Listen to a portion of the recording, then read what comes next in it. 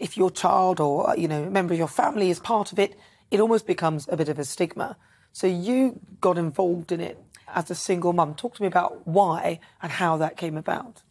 Well, when I was younger, I mean, I had no sex education at school. In fact, it was a grainy black and white movie in a room full of all the class, you know, boys and girls mixed. And at the end, the teacher said, do you have any questions? You're about 12 years old. You're not going to put your hand up. There's just no chance. And then, in fact, I mean, I'm just going to be open about it. I actually was still under the illusion that to have a child, two adults had to have an orgasm together. Oh, my God. Right? 2 children later, and I split with my ex-partner and I had my first orgasm. Then I realised, oh, my God, the myth of sex education. But, you know, sex, what we were taught about at school was about loving relationships and reproduction. Now, when I found myself with a single parent, I had no support from the father. And the peers, you know, the people around me were like, no, you get a council flat, you claim this much money, you do this much money. And then I kind of looked and I thought, you know, this isn't what I had a vision for myself. I want to be more. I need to get out of this situation. I don't want to be offered, like, marijuana every other weekend or, you know, let's buy some knockoff gear here. I wanted my children to grow up with a better future. And I calculated with a housemate how much money I needed to earn to, you know, to try and make amends and move forward. And, you know, I tried to do regular jobs and it just, you know, being a single mother of 2 running a household isn't easy. And somebody mentioned pornography to me, and before I knew it, I was in pornography. Really? Was that straight in? It was very easy to join. I mean, don't get me wrong, the industry don't come knocking on your door. Yeah. But there used to be the stage newspaper, and there was... I remember that. God. Yeah, I know, we're going back some years. Oh, my God, we're going to show our age. But the thing was, there was a stage newspaper, many producers and agents saying, you know, if you're over 18, please contact us to make adult movies. Did I really know what was involved with it? No, of course I never. You know, I just knew it was sex. I didn't know that it might take 18 hours to make a movie. Oh, really? Is that how long it takes? Oh, some sets are 18 hours. That's the longest set I've been on. And then as you progress in your career and you become good at your career, you know, the time does get shorter. But, yeah, what a viewer may see is 20 minutes. It actually can take 18 hours to film.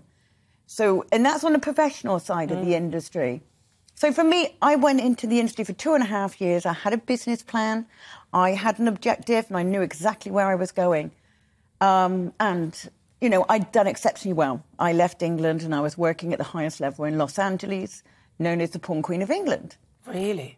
And my career, you know, I enjoyed my career. And in fact, you know, this may shock you and many others. Because I was able to choose who I worked with, I think I may have slept with only 12 men in 18 months. Really? And they were all tested for STIs within under a certain time. So, in fact, I was way more health conscious and I was more protected against STIs than most regular people who, let's be real, there's a lot of people who go out on a Friday night and have a different partner without using protection. My knowledge of sex education became so qualified well in the industry. And I had a beautiful career, Nana. You know, I was at the highest level of a British person in the United States. They had taken me under their wing. I'd worked for Playboy. I'd worked for Hustler, Vivid, Wicked, all the top labels. And I know, you know, I can't mention his name, and, you know, your viewers will probably know exactly who I'm on about. I was raped from behind at an industry party at the House of Blues. And, you know, that is now a present court case ongoing. Which obviously we can't really talk about, so we'll... Yeah, so we'll move on from there. Just because we don't want to prejudice the case in any way. No, I've already actually gone public on it. There was a 2-hour documentary on another channel.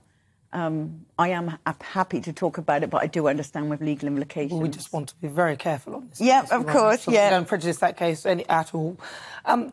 But as you say, though, a lot of people see the sort of porn industry as though young people are being manipulated and taken in there and abused and so on and so forth. But your recollection of it is something that you felt that you, by the sounds of it, were in control of. Is that how you see it, and is that a normal experience, or is there what is the other side of that? Both sides are correct. Right. OK, now you can enter the industry and be really positive and do it for yourself, and, you're very proud of your body.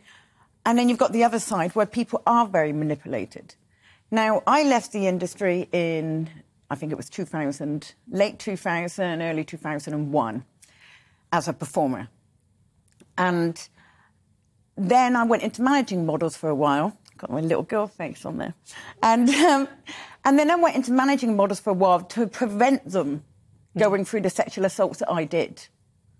And so you did. So there was obviously a sinister side. There's a sinister, and you went through that as well. Absolutely, because when you're in the industry, and this sounds very selfish, but I was very naive, and I put money before my health. I put money before my well-being. I put money before my welfare.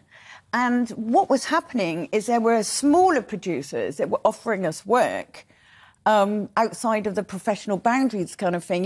They call themselves an independent producer, but they tried to break the rules, and you do end up in those tricky situations. I mean, there is no denying it. There is a professional side to the industry, and there is a bogus side to the industry. However, for me, and I feel for other models, even of today, that they are not protected. What happened to me was witnessed by others, and nobody came to help me. Nobody told me how to report anything, and that's still going on today.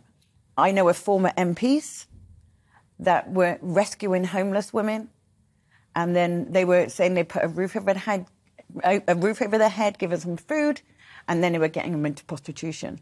Obviously, that person doesn't work as an MP anymore.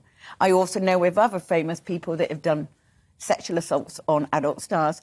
And what's really sad is that a lot of people enter the adult industry willingly, like I did, and they do it to put a roof over their head, feed their children. There's a variety of reasons, and there's also a variety of sex jobs available. And it seems to be that as soon as you've entered that industry, you don't have the same protection rights as somebody, say, from the mainstream industry. And people's stigma that is attached to porn. There is. Do you ever go anywhere where people then recognise you from a movie that they may have seen you in? And if they do they dare to say, "Oh, I saw you in that," better not mention it, otherwise I've been watching it. I'm normally the first to mention it. If somebody turns round to me and says, "I recognise you," I'm like, "Oh, yeah, you've been a naughty boy then." But I can laugh at myself. Yeah.